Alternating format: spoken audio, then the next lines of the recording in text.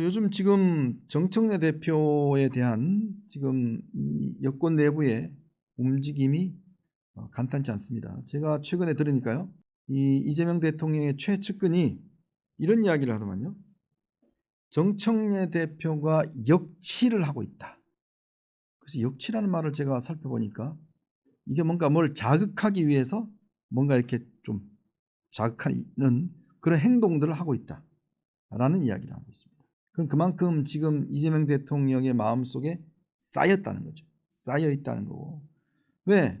지금 본인이 뭔가 좀 한번 폼 잡을 만하면 갑자기 당해서 그냥 청문회한다, 뭐 한다 그러면서 지금 하고 있으니 더군다나 이번에 에이펙 뭐 나름대로 잘 끝나서 성과 좀 확 하려고 그러는데 갑자기 무슨 국정안정법인가요? 뭐 그걸 들고 나왔지 않습니까?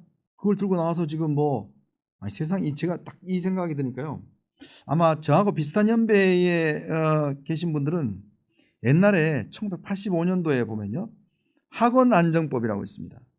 그때 전두환 정권이 학생들이 데모를 하도 많이 하니까 학교에 불순분자들이나 뭐 데모하는 것들을 할 수 있는 특별법을 만들었어요. 학원안정법을. 그거를 제정한다고 해서 난리가 났습니다. 말은 좋죠. 학원안정법. 근데 내용을 보면 학원에서 데모하는 사람들 다 탄압하는 법이고 뭐 학생들 잡아가는 법이에요. 저도 그래서 국정안정법 말은 좋죠. 그런데 오늘 아마 중앙일보 칼럼인가요? 제가 그걸 한번 읽어보니까 그 법이 형사소송법 개정안에 이제 들어가 있는 그 법이에요. 이제 재판 중지를 하는 건데, 근데 재판 중지를 하는 거나 이제 공소 취소를 하는 경우에 어떤 거냐면 주로 뭐 금치산자, 정신 이상자, 도저히 어떤 뭐 그런 상황이 있을 때 이제 재판을 중지한다는 거예요. 근데 거기에 6번 항에다가 대통령을 집어넣는 겁니다. 대통령 재임 중에는 재판하지 않는다. 그걸 중지한다는 거예요. 근데 이걸 정청래 대표가 잘못 읽은 거예요. 왜? 재판 중지는 집권기간 내에 중지되지만 집권기간이 끝나면 재판이 시작되는 거예요. 근데 진짜 친명들은 뭘 하려고 하냐면 공소 취소를 하려고 그래요. 즉 지금 이미 재판에 가 있는 건 어쩔 수 없지만 1심이 나오지 않는 이 건들이 매 있지 않습니까? 대장동 문제나 이런 것들, 그다음에 대북 송금 사건들 아예 공소 취소를 해버린 겁니다. 그러면 재판할 필요가 없어요. 그걸 원하지 재판 중지를 원하지 않는다는 거예요. 근데 그걸 이제 잘못 읽은 정청래 대표가 이렇게 하다가 요즘요 이 민주당이 두 편으로 나눠졌다고 그럽니다. DC 인사이드라고 이 갤러리가 있어요. 거기 막 이제 뭐런 갤러리가 있는데 거기에 이재명은 합니다. 이 갤러리가 생겼다고 합니다. 여기는 주로 이재명 대통령 지지자들이 모여있는 갤러리인데 여기는 막 정청래 대표 비난하는 글들이 엄청나게 많이 여기 올라온대요.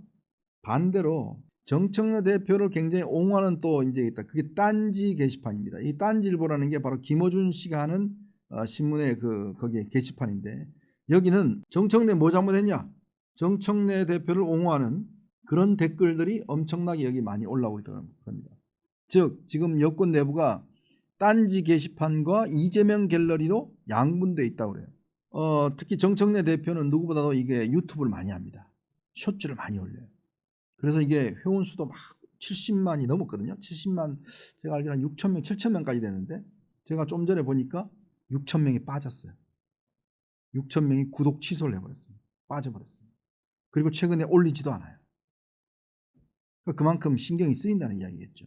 참 요즘 재밌는 게요. 정청래 대표 말수도 줄어들 뿐만 아니라 원래 박찬대 의원이 원래 인천시장 나가려고 했거든요.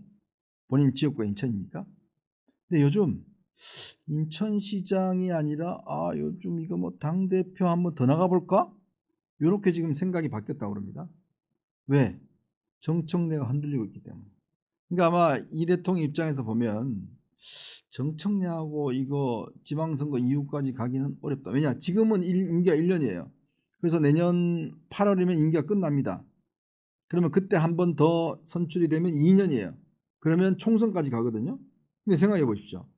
자, 이재명 대통령이 지금처럼 이 정청래 대표하고 코드를 맞춰서 갈 수 있을까요? 뭐 하려고 그러면 그냥 참을 경우, 뭐 하려고 그러면 참을 게 없는 당대표하고 함께 할 수 있을까요? 이게 사실은 윤석열과 한동훈 대표 관계하고도 비슷하긴 한데 어쨌건 자, 그러니 이재명 대통령 입장에서는 이건 이제는 안 되겠다. 뭔가 바꿔야 되겠다라고 생각하는 게 아닌가라는, 그래서 아마 이런 걸 읽고 박찬대 의원이 움직이는 거 아닌가라는 뭐 그런 한간의 지적도 있습니다. 이게 보통요 권력이 한 3년 지나고 4년 지나야 이런 현상이 나오거든요.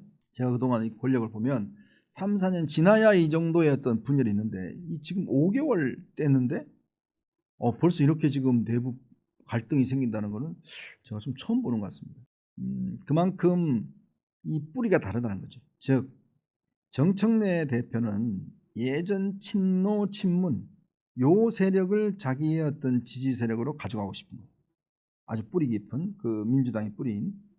근데 반면에 이재명 대통령은 소위 개딸이라고 하는 요 지지층, 요 두 개는 성격이 좀 다릅니다.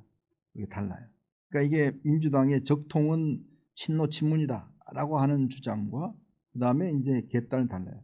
전 참 재밌는 게요. 최근에 탁현민이 이재명 문재인 대통령하고 11월 달부터 유튜브를 곧 유튜브를 한대. 곧 유튜브를 시작한대요.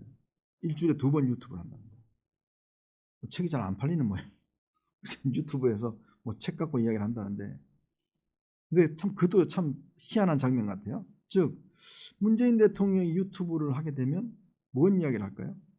그러니까 이런 움직임과 정청래의 움직임, 뭐 이런 것들이 복합적으로 지금 뭔가 여권 내부의 권력의 어떤 이 움직임과 연결되어 있는 게 아닌가, 참 그런 생각 듭니다. 어쨌거나 앞으로 어떻게 전개가 될지 한번 좀 지켜보도록 하겠습니다.